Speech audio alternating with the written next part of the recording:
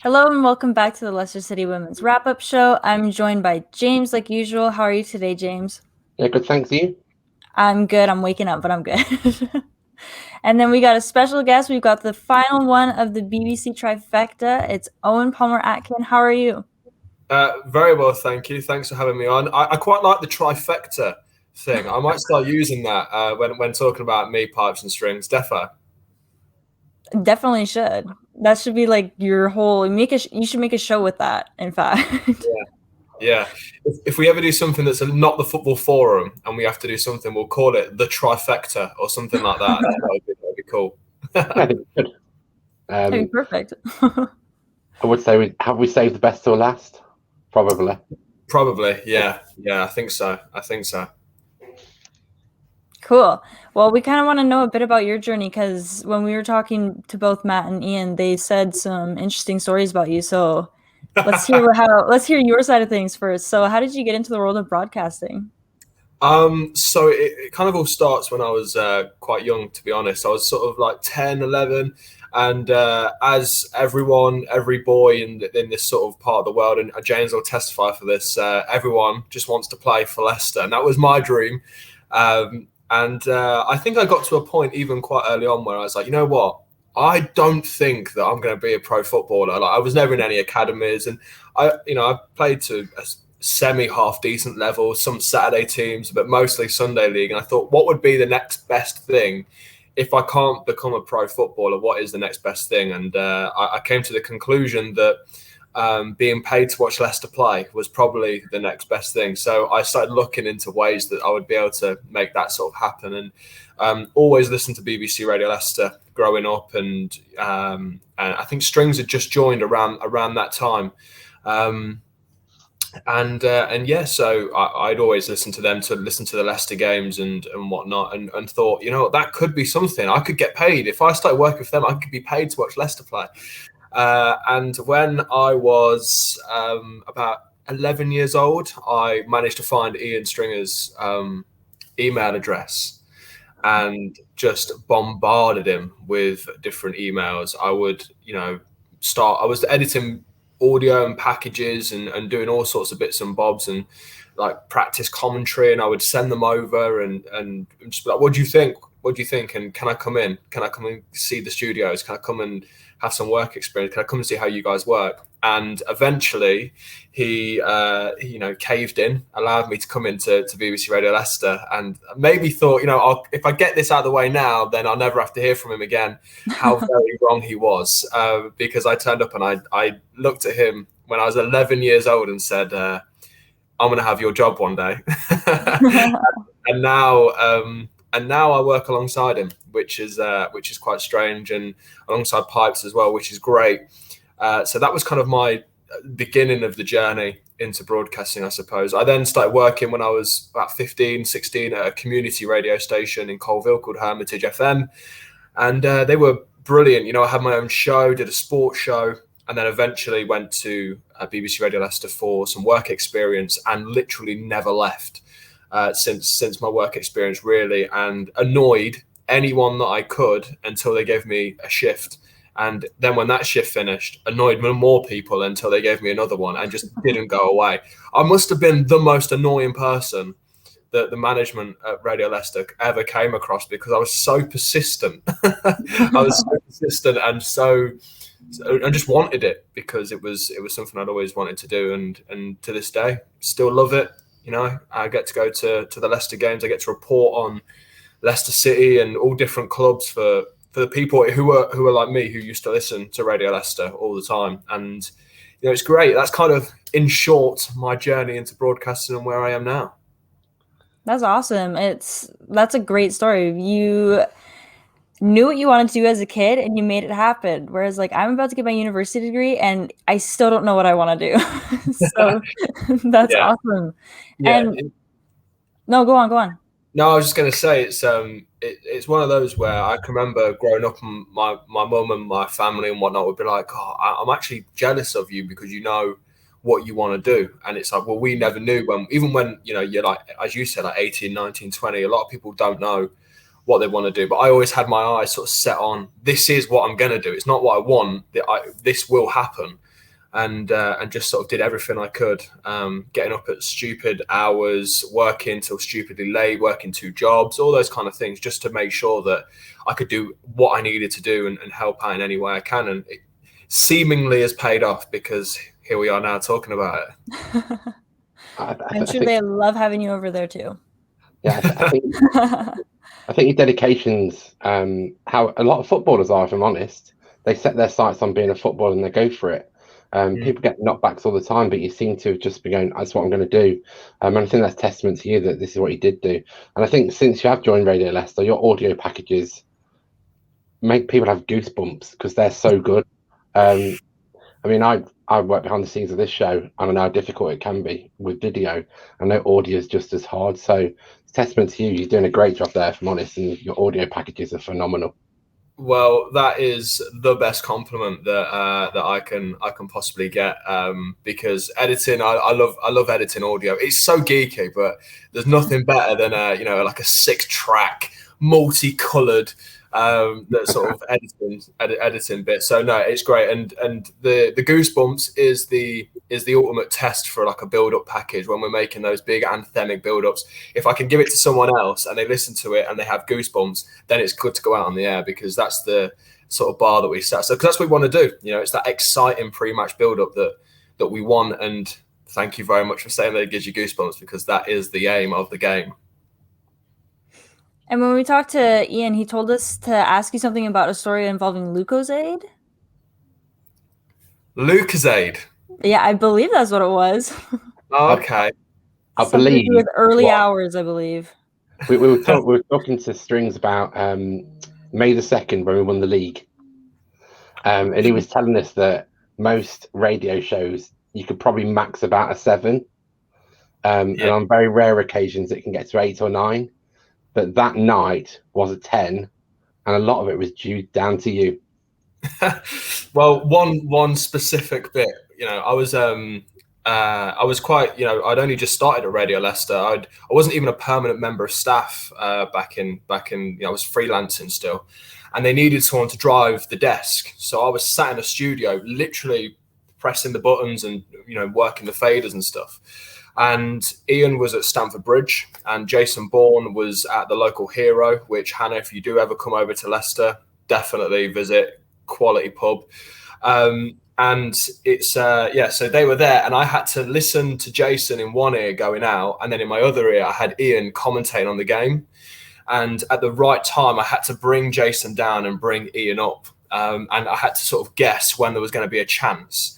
But luckily for me, I'd listened to Ian's commentary for years, so I just knew when it was coming and managed to nail it perfectly. That the fader came down and Ian's fader went up just as Eden Hazard was taking the shot, and it flew into the top corner, which won Leicester the league.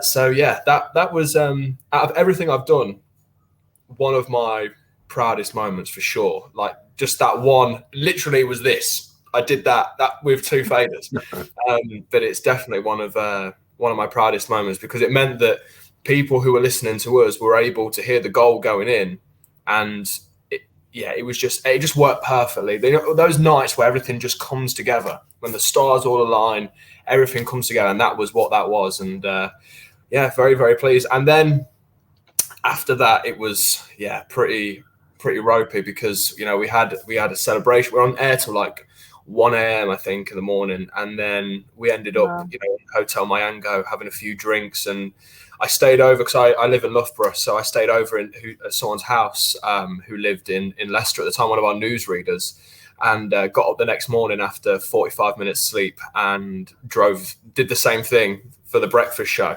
and driving the desk for the breakfast show. And I went through so many bottles of Lucozade and so many Lucozade tablets as well. So that's probably where that comes from. Yeah, a bit of a sweet fiend. That's awesome. So I wanted to ask what your favorite moment of your career has been so far, but obviously that's up there. Were there any others that really stood out to you? I think one of this is ridiculous, but one of my favorite moments was getting my BBC badge for the first time, which is something that I'd always sort of wanted. In fact, let me get it. Ooh.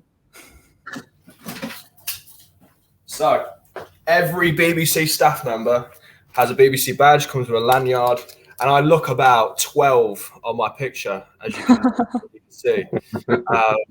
So yeah, and I got that badge, and that was a big moment. But presenting my first Leicester City game was huge.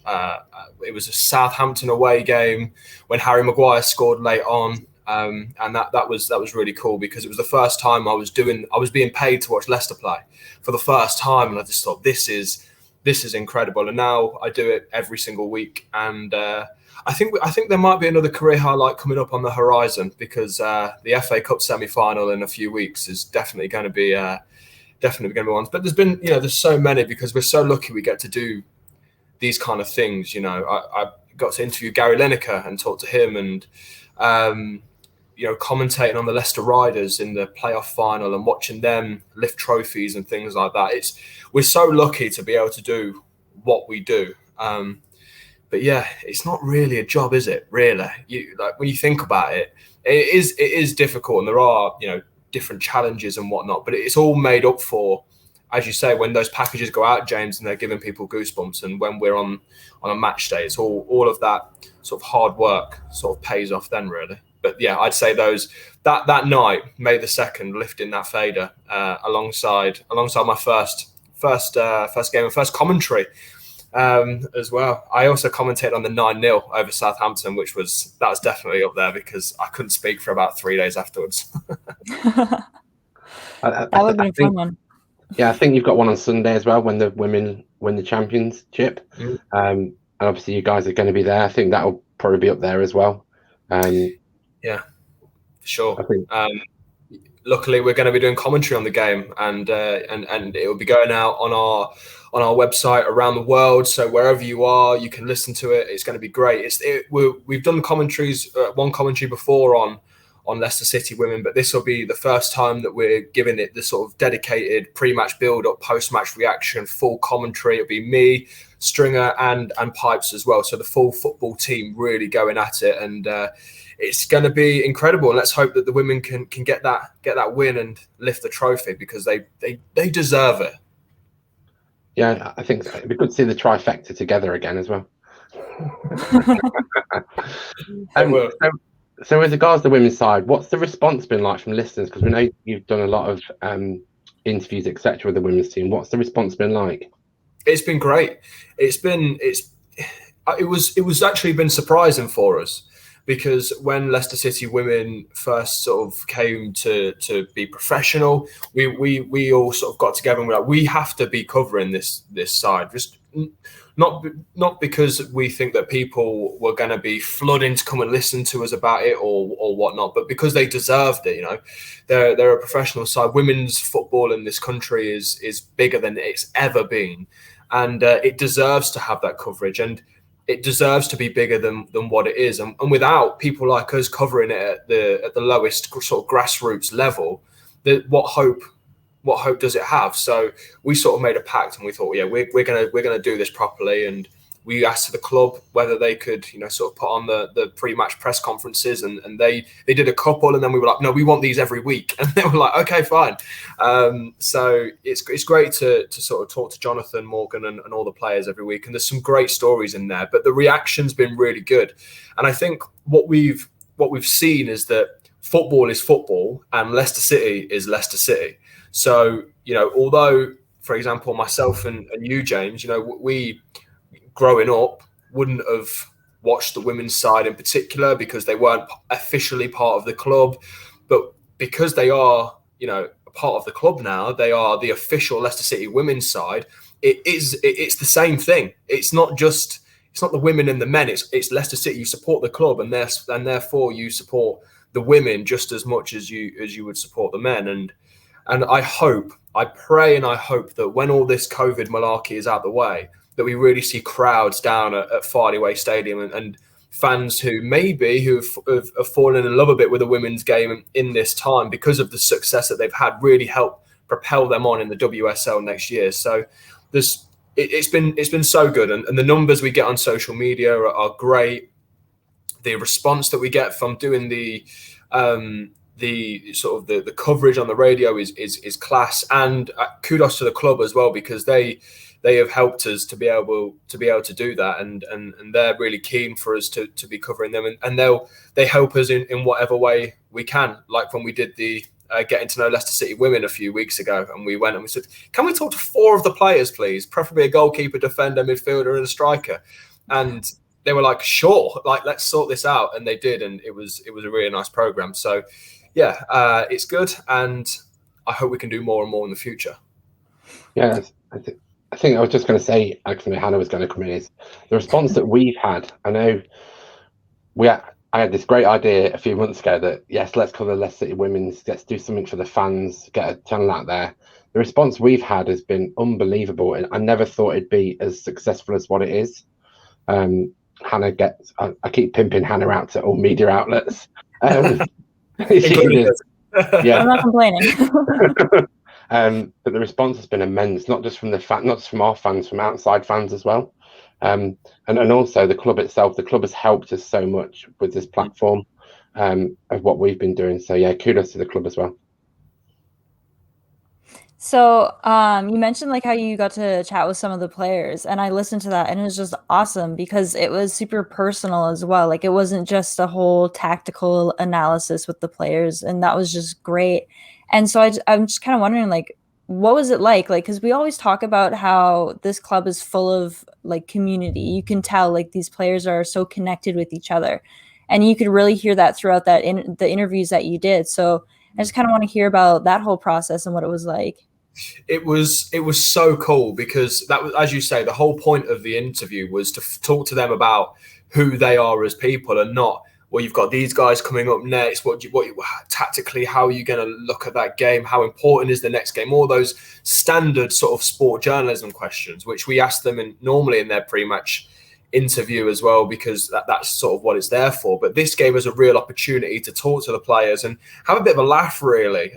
Like I asked Kirsty Lavelle, the goalkeeper, what would win in a fight, 50 tigers or 4 velociraptors, and it just kind of gives you a bit of an insight into them as people. And it was really cool to speak to them, because I think what we can always forget is that, even the men's players and the women's players alike, they are people. They're just like you and me.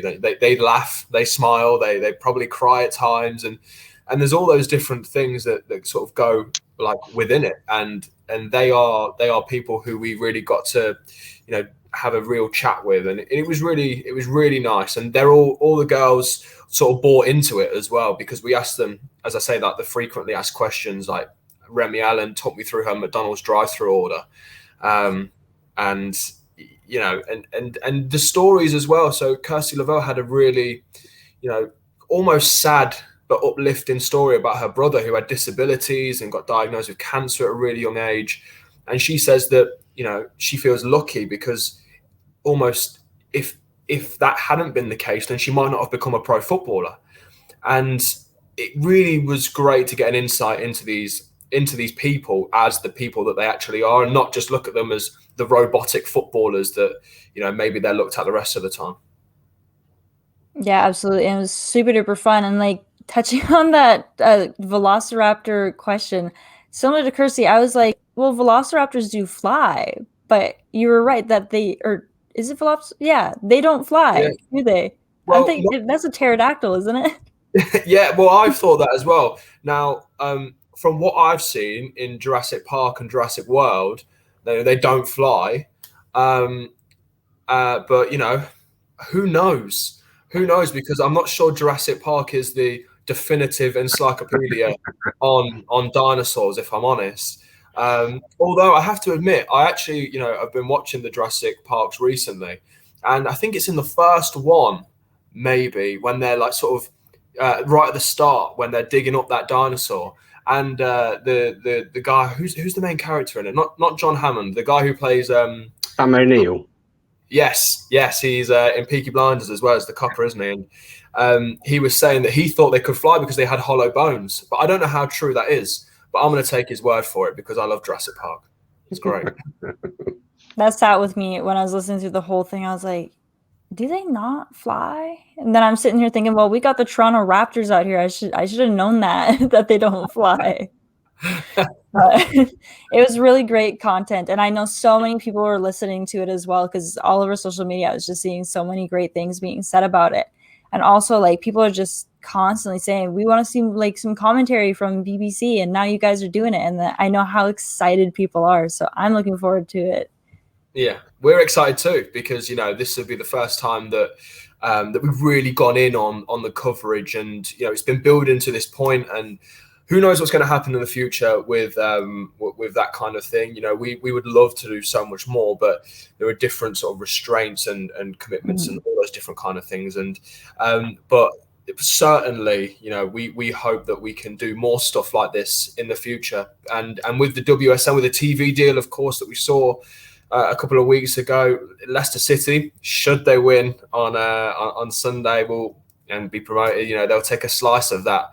And the women's game from here, with that TV deal is monumental. It's huge in women's football in this country, and it's the sort of TV deal that smaller sports like basketball and whatnot have been crying out for, because it will help them propel the sport to a whole new level. And they're two different sports. Men's football and women's football are two very, very different sports. You get the power and the pace and whatnot in the men's game. But I always think that the women's game has to be tactically even more astute, because it's a little bit more unpredictable more than anything. You can kind of tell what's going to happen in a Premier League game by the odd few moments in the season. But in women's football,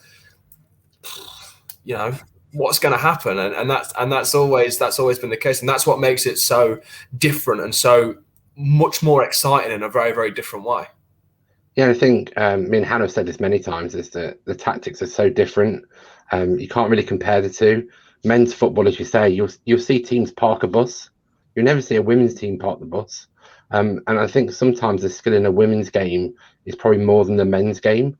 And obviously the goals that we've seen this season have been tremendous. Yeah, and there's so many different things as well, because you maybe have to look at and clearly, there is a difference in quality of players, and I don't, that is going to happen, seeing as though the FA banned women banned women from playing football in like the 1940s or whatever it was. There's obviously going to be a level there, but it's a gap that's now closing. And things like Leicester City becoming professional, things like this TV deal is going to allow clubs to, buy more coaches. It's going to allow clubs to buy better facilities. It's going to allow clubs to train. And Leicester are very, very lucky, because they've got Beaver Drive now, which is an incredible training facility. And, they're one of the only teams who have got a bespoke women's training ground, which is incredible. But now I think we'll really start to see that gap between the quality of men's football and women's football start to close. And it's not an overnight thing.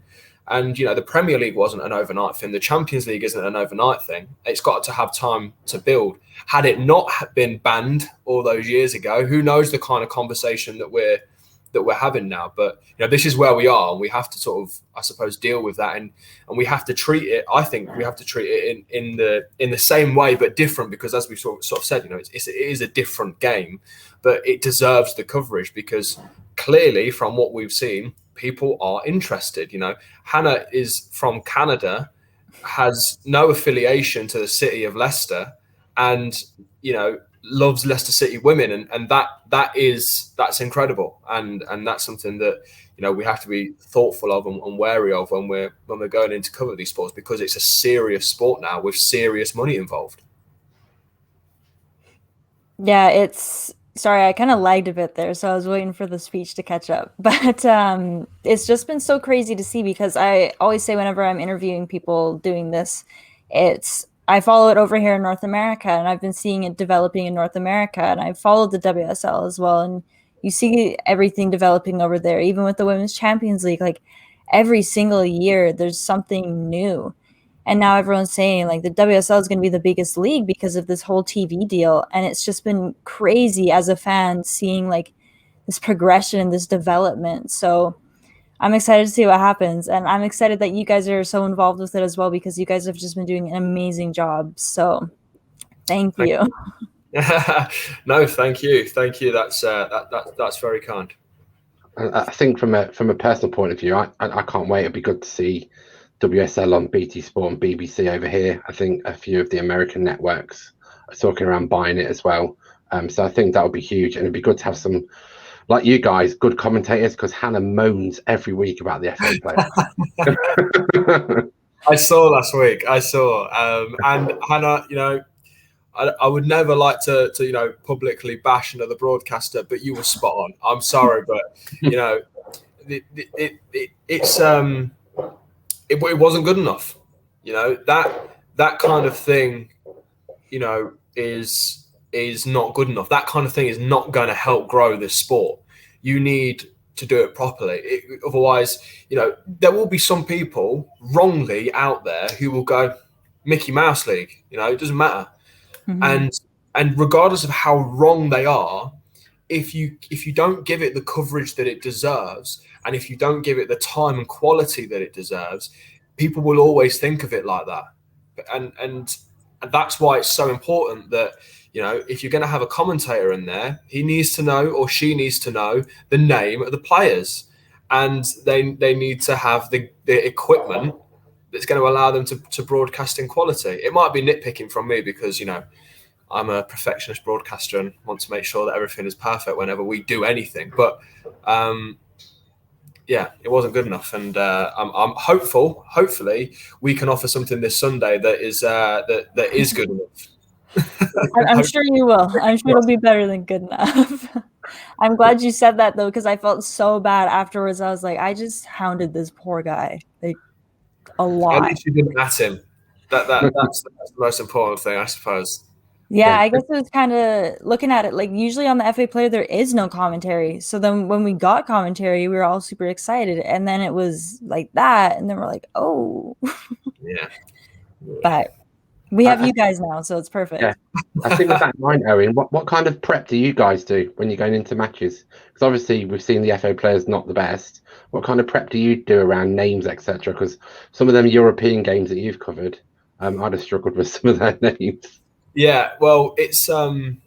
It's going to be hard, and but what we'll do, what I do. I mean, I know Strings is meticulous with his pre-match prep, and he has these little stickers that has all the names on, pronunciations, all those different kind of things. But in the week up to the game, we'll test each other. I remember when the Leicester played Zorya Luhansk, and we were, these were all like Ukrainian names and Russian names and whatnot, and it is difficult, particularly when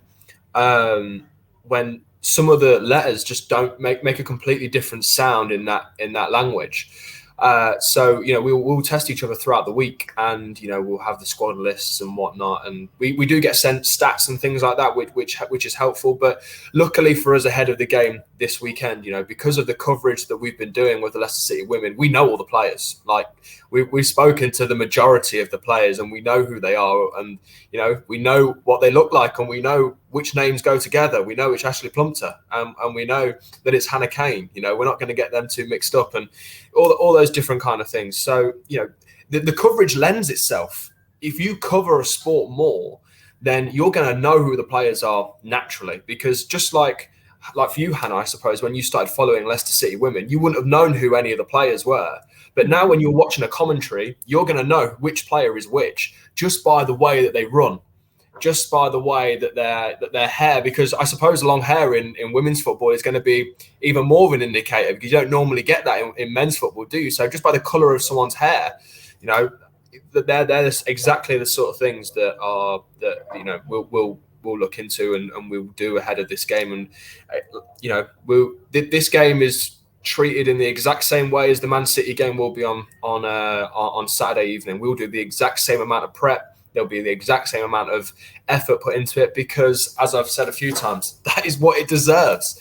And if we don't give it what it deserves, there's no point doing it. In my book, if we've got to do it, we've got to do it properly, and we are going to do it properly this Sunday. Mm-hmm. I'm excited about that, and kind of going back to your point of like preparing things and like knowing how to actually say the players' names. While I was on the phone with you yesterday, I heard you say Shannon O'Byrne, I think, And I was like, oh my God, I've been saying it wrong this whole time, haven't I?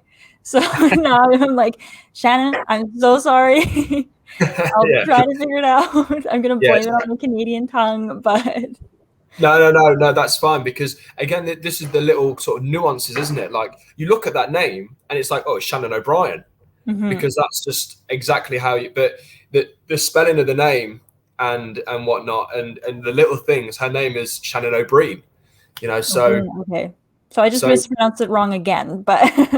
But you know, it's that. But they're the little things that, you know, are going to be important going forward. Just like how people, you know, make sure that when a new player signs for Chelsea, everyone know, for example, the new manager, everyone now knows that his name is Thomas Tuchel.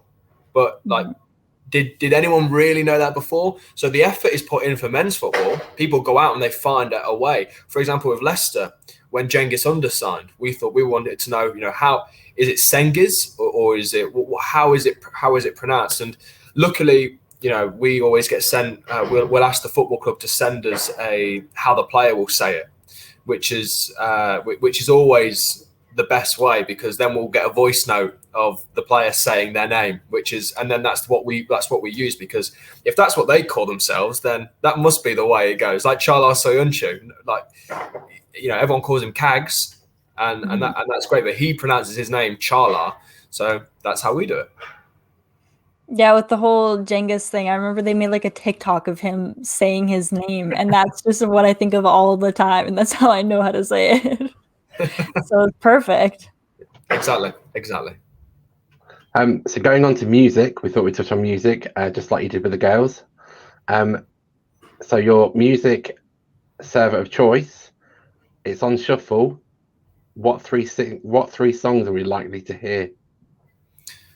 Oh, wow. Well, I've got a few playlists.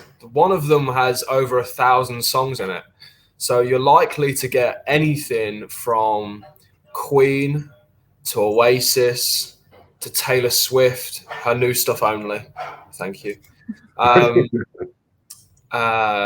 Her last 2 albums are incredible. Or you're likely to maybe get a bit of grime in there, maybe. But probably, if I had to go for 3 of my favourite songs of all time, you're going to get Oasis Live Forever. It's the best song ever written. You know, no one will ever be able to change my mind on that. You're probably going to get something as well from Noel Gallagher's High Flying Birds, because the Chief is the Chief. You can't beat that. Probably, if I had to pick one, If I Had a Gun. What else would you get? You'd probably like to get a bit of Led Zeppelin in there, John Lennon. Anything rock and roll is my kind of gear. Let's go. What have I been listening to recently? Let's go Led Zeppelin, Whole Lot of Love, because best riff ever. You know, you can't beat that. Jimmy Page, and the rest of that band are incredible. They are like the true pinnacle, maybe, of rock and roll. Outrageous, and you gotta love it. Would there be any Liam Gallagher on there? Hey? Would there be any Liam Gallagher on there? Yeah, Liam Gallagher in there, definitely. His solo stuff is class. What else? Loads of Beatles, Pink Floyd, definitely in there. Arctic Monkeys. It's if it's got a guitar in it, it's most likely to be in my playlist, because it's great. Particularly, you know, I'm definitely old, but before my years in terms of music and stuff, because like my mates will be listening to stuff now, and I'm just like, what is this racket? Like, it's just all the same. It just sounds the same to me. Whereas, you know, I would much rather, you know, listen to Freddie Mercury blasting out some Queen and Mr. Plant, Robert Plant, doing some Led Zeppelin, and Beatles, John Lennon, the God. You know, you've got to have him in there as well. There's too many to pick from, James, but anything like that, anything like Oasis, Noel, and a throw up between John Lennon and Led Zeppelin, I'd say. On the show, when you were talking to some of the players, I don't remember if it was Ashley Pumpter or Remy Allen. They mentioned Coldplay, and you seem to have a knock against Coldplay, and I just want to talk about that, because I love Coldplay, and I get a lot of knock for loving Coldplay. But what's wrong with Coldplay? So for me, Coldplay, I mean, Chris Martin, you know, is you can't dispute how successful they are. You can't dispute that. They're a little bit, how can I say this without being too disrespectful? They're just a little bit wet for me, I'd say. Just a little bit. They've not got that attitude. He's too nice. Chris Martin's too nice. That is it. That's the be all and end all of it. Don't get me wrong. Some Coldplay tunes are class. The Scientist is amazing. What an unbelievable song. And Adventure of a Lifetime, that little thing at the start is great. Yellow, they've got some great tunes, but as a band, I'd never go out of my way to go and watch them live, because I just think that'd be a bit boring. But that's just me. That's if you like one concert that I need to see. I've seen Oasis live. I know what band live's like. Thanks, James. Show my age now as well. Where did you see them? Nebworth. Oh my God, the Holy Grail. And it was lightning and everything. Oh my word.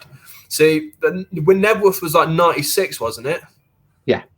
Yeah, that was the year I was born. So I obviously would have been, but if I could go back in time to a music gig, it would either be that or Main Road, Oasis playing at Main Road, because both of those just look mad. But Nebworth is like the last great coming of the people, isn't it? Really, I don't think we've seen anything that big really since, particularly in a music sense. I don't think we've seen anything like that since '96, which is outrageous.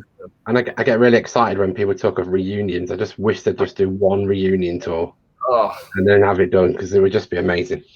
It would. I've seen Noel and Liam, and they're both great. But Oasis are top class, and they get a lot of stick, I think, from people who are like, oh no, they don't. They nick stuff from the Beatles. They do it. Who cares? Do you not think the Beatles nick stuff from Elvis? Come on, man. John Lennon spoke about it all the time. Yeah, we used to nick stuff from Elvis all the time and whatnot. Okay, fine. And Oasis nick stuff from the Beatles and Wham. So it's great music. And yeah, if there was ever a reunion, I might actually consider selling a kidney to go. That's how much I'd be prepared to give. Nice. That's awesome. I can't say I relate on that stance, but I'm gonna have to go listen to some more Oasis. Clearly. Oh, Hannah, you just need to go and listen to Definitely Maybe. Don't shuffle it. Just listen to Rock and Roll Star all the way through to, I think, Digsy's Married with Children's the last tune. Just listen to the whole album, and then come back to me and tell me they're not incredible, because they are. I probably sound like I have the worst music taste right now, because I'm like, why do you hate Coldplay? And then I'm like, I don't listen to Oasis. Yeah. Promise it's not that bad. So this is a bit of a fun one. James and I were talking about it. We thought we would see what you'd say with your music taste. Now I'm kind of scared after you've learned a bit more about me. But if you were to give each of us a theme song, what would it be? Oh. A theme song. Give each of you a theme song. Wow. That is putting me on the spot right now. I'm trying to think of some cool Canadian bands. I'm not sure there are any. Are there any cool bands out of Canada? I don't know if I want to be offended or if you're being like genuine. Has anyone made any music of note out of Canada? No. I'm joking, Hannah. Don't worry. Well, now I'm kind of questioning your Canadian music knowledge. Can you name one band for me so I can feel a bit reassured? I'll tell you what. See, I always get confused with American bands and Canadian bands, because they always get a bit muddled up for me. And I'm not really into like American music at all. I just think it's a bit, I don't know. It's like they're pretending to be someone, like Nirvana. Nirvana are great, right? Nirvana are amazing. And, Nevermind album is great. But after that, after the grunge scene kind of died, what really has come out of America? I mean, yeah, there's been great rap and stuff and hip hop and that. Right. Let's think. See, I would probably. I don't know. There's so many different tunes. See, James, you said you're an Oasis fan, so it would only be right for me to give you an Oasis tune. In fact, I might give you both an Oasis tune, which is good. But James, because you saw Nebworth, I'm going to go and give you Champagne Supernova, because it's got that huge crescendo. And I think that would suit you. If you could walk onto a boxing stage with that would be great. And I think that would be awesome. For you, Hannah, I've got to go for a song from the same album. I'm going to go Morning Glory, because you get up at stupid o'clock every weekend and every Tuesday to do this show. And I think it's only right that you get a song that's got the word morning in it. So Morning Glory for you, Champagne Supernova for James. That would be the songs that I'd give you. I'm going to have to go listen to that right after. I think they're both good choices. Hannah will have to go and find them. I think growing up in the O'Neill era, I think my theme tune back then was Cigarettes and Alcohol, if I'm honest. Oh. What a tune. They're all great. So that means, Hannah, you're going to have to listen to 2 albums. You're going to have to listen to the first one and the second one. And then, if you like that, you can take it to the new level with an album that is basically Oasis on cocaine, really, isn't it? It's ridiculous, and they even say that. So that's not incriminating them or me. They are. It's ridiculous. It's crazy. So yeah, that's what I'd go for. Cool. As soon as you said you wanted to go with Canadian, I was scared you're going to give me some cliche Shania Twain song, and then I have to do a line dance or something. I think Canadian bands, the only one I can think of, and I might be wrong, weren't Bare Naked Ladies from Canada? Yes, I believe so. That probably explains why I hear them on the radio 24/7, even like 10 years later. I'm just Googling Canadian bands now just to see, if there is any of note that I've really. And Nickelback from Canada, are they American? They're from Canada, but we don't accept that sometimes. Rockstar from Nickelback. That's a good song. I'll give them that one. Get the haters. That is a great song. Now, some of their tunes rightly get the stick that they deserve. I mean, Justin Bieber's from Canada, isn't he? Mm-hmm. Okay. You're just naming ones that we don't really like associating with too much. Wasn't Avril Lavigne there as well? Yeah, Avril Lavigne was actually my first concert. Wow. Okay, I'm just looking through Drake. He's from Canada. Mm-hmm. Yeah. That's music for girls who want attention, I'm afraid. But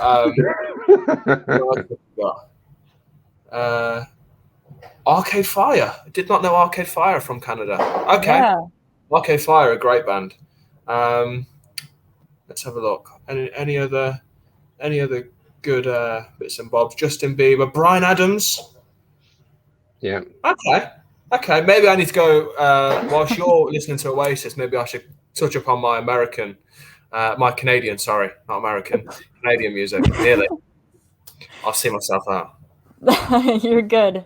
Well, I'm glad you knew these artists, so that's awesome. I'm so used to people thinking that so many are American. Like Justin Bieber, most people think he's American at this point. And we're just used to it. People think I'm American. I'll get messages after the show and people will be like, "Oh, which state are you from?" I'm like, Canada. But it's pretty great. We're kind of similar, but we have our differences, I guess. Yeah, you have better mountains in Canada, don't you? Yes, absolutely. Yes. 100%.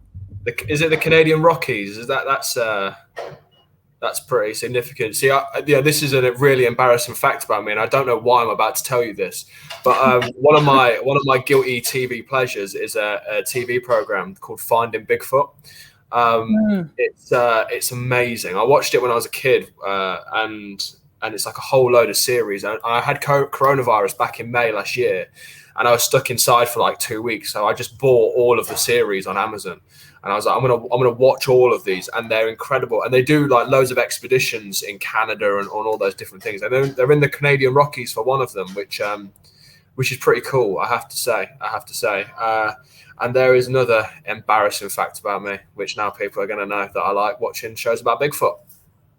Did they actually find Bigfoot? Listen, James, come on. My grandma actually has a Bigfoot story, so that's pretty Canadian, I guess. Really? Okay. Okay. Well, as in like a sighting, like seeing it, or what? I'm interested in this because I'm a bit of a geek about it.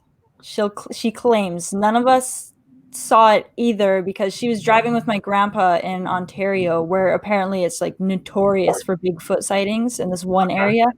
And she looked in the rearview mirror on the highway and she swears she saw like Bigfoot crossing the highway behind her vehicle. Listen, I've watched this TV show now for there's like 8 seasons, and I've watched them all, and I'll go through them again at some point.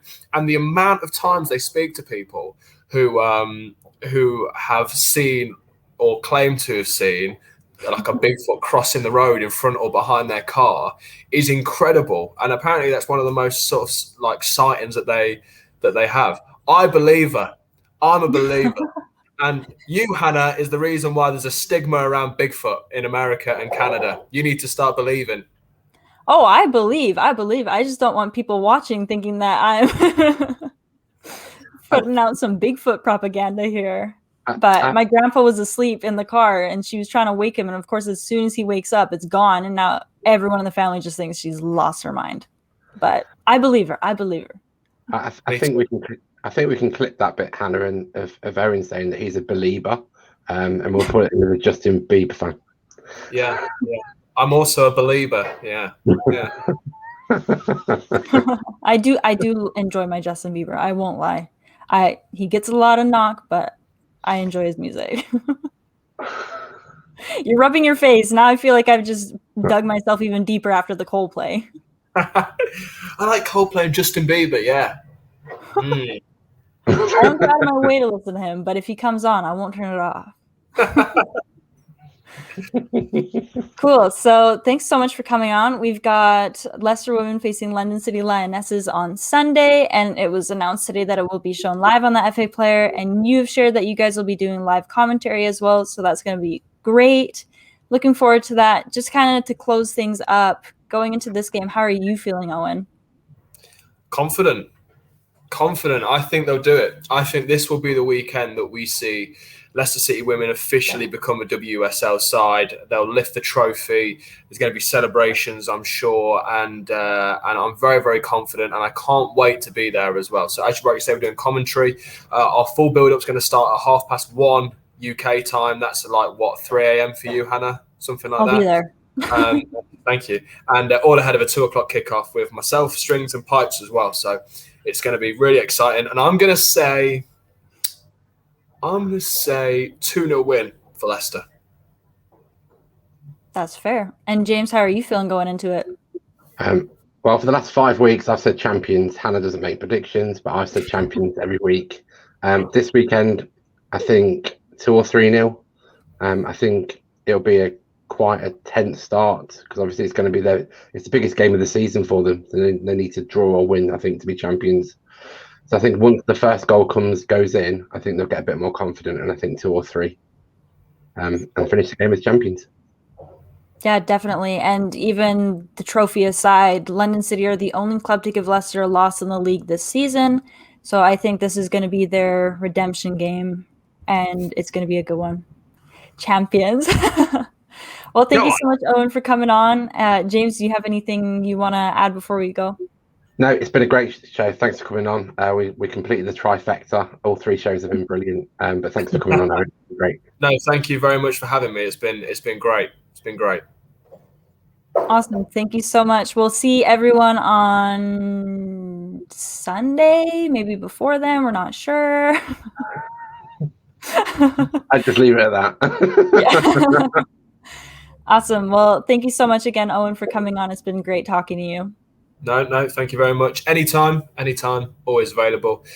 Because I don't get up at 3:30, so it's cool for me. Now I'm going to go to sleep and wake up remembering that I embarrassed myself by revealing my Coldplay and Justin Bieber habit list. Let's not forget. You also admitted that you're a believer in Bigfoot as well. Okay, but I'm on your side. We got something there. I'm with you on that. Awesome. Well, thank you so much and have a great rest of your day. No worries. Thank you very much. See you soon. Right.